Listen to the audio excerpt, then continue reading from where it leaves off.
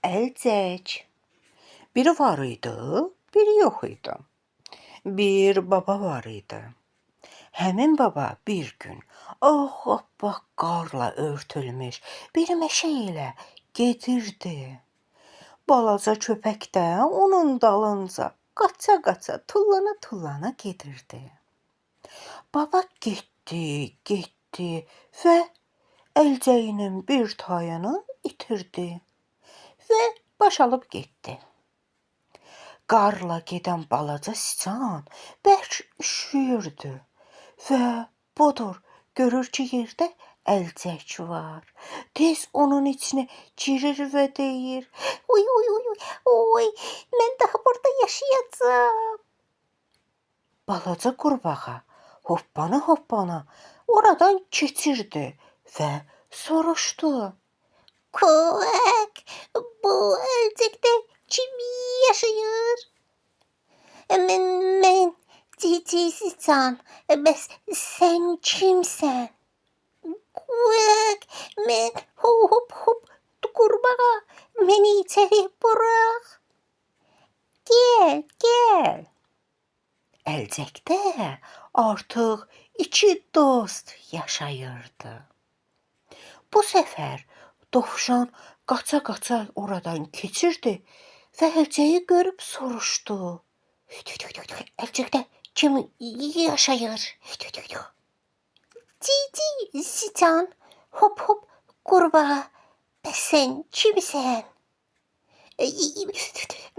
Mən də qaçağan dovşan, məni də içəri burax. Gəl.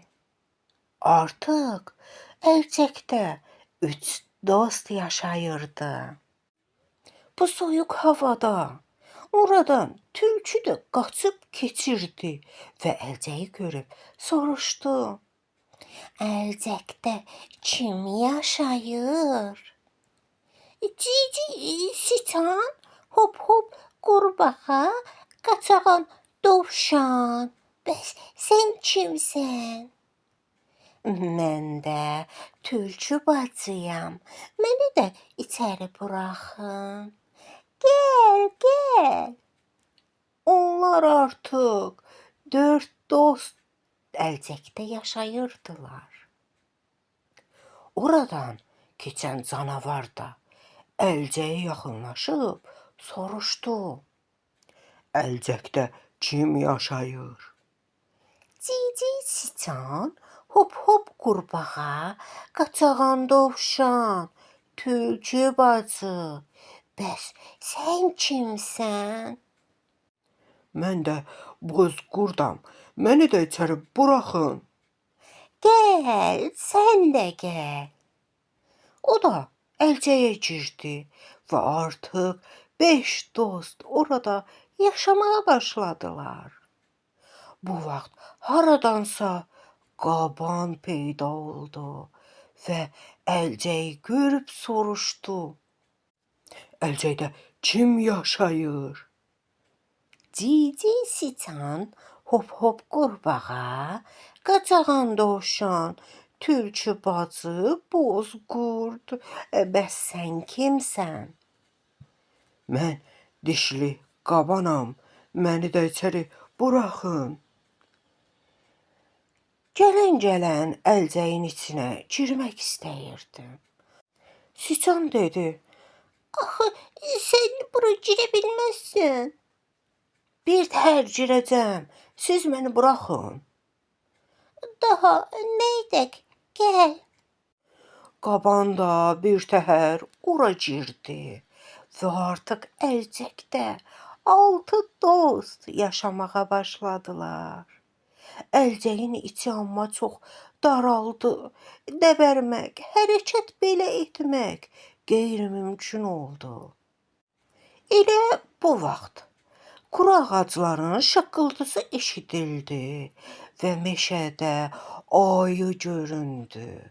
O da əlcəyə yaxınlaşıb soruşdu: Əlcəkdə kim yaşayır? Ayını da əlcəyə buraxdılar.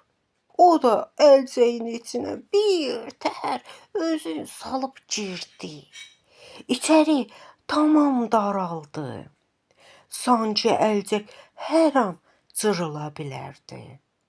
Heyvanlar hərəkət belə etməyə qorxurdular ki, əlcək cırılar. Amma əlcək necə elə yaxşı, isti idi ki, onların hər biri qızınmışdı. İndi mən sizə kimdən danışım? Babadan. Baba gördü ki, əlcəyinin bir tayını itirib. Ona görə də geri qayıtdı. Köpək də ondan qabaq qaçdı və gördü ki, budur, əlcək yerdədir.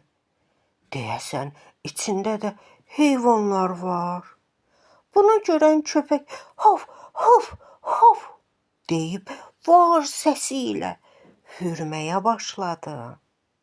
Köpəyin səsindən qorxan heyvanlar əlcəyin içindən güc bəla ilə dartınıb çıxıb hərəsi bir tərəfə qaçaraq ağacların arasında gözdən itdilər. Hər şeydən xəbərsiz olan baba isə gəlib əlcəyini götürüb yoluna davam etdi.